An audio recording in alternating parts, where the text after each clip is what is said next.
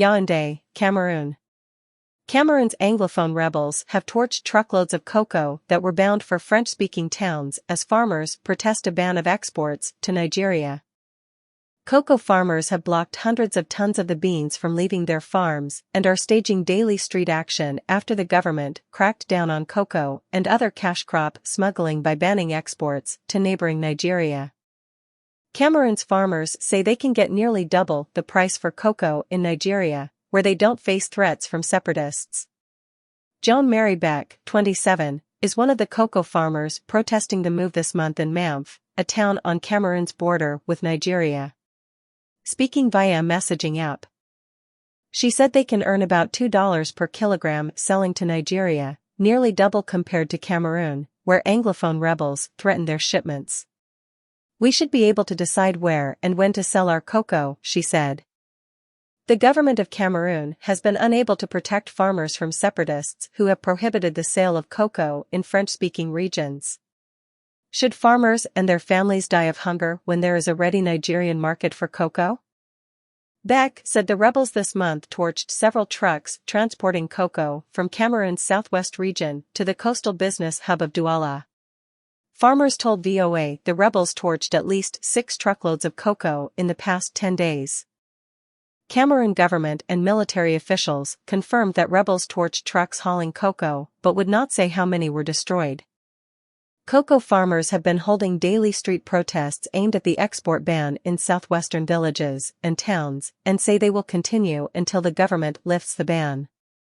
On June 13, Cameroon announced a temporary ban on cocoa, cotton, and other cash crop exports to Nigeria to save the country from losing $165 million each year to smuggling.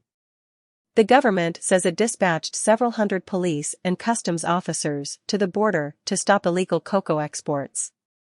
Mamf Robert Oshu Tabechong, the mayor of Mamf, said farmers are still able to sell cocoa to smugglers for export through the porous border to Nigeria. "We cannot collect revenues. Without collecting revenues, we cannot develop our municipality," Tabechong said.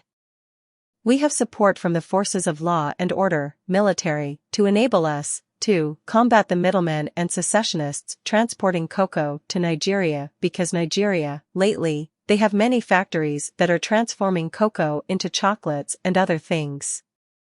Tabechong said Cameroon should either lift the cocoa ban or at least allow farmers to sell some of the beans to Nigeria.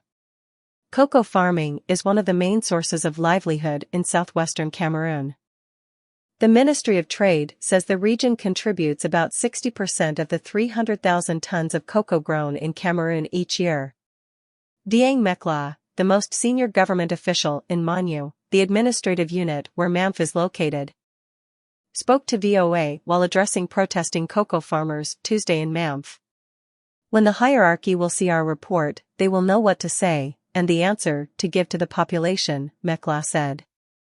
Cameroon's government says illegal cocoa exports to Nigeria spiked after Anglophone separatists launched a rebellion in 2017 to break away from the French-speaking majority.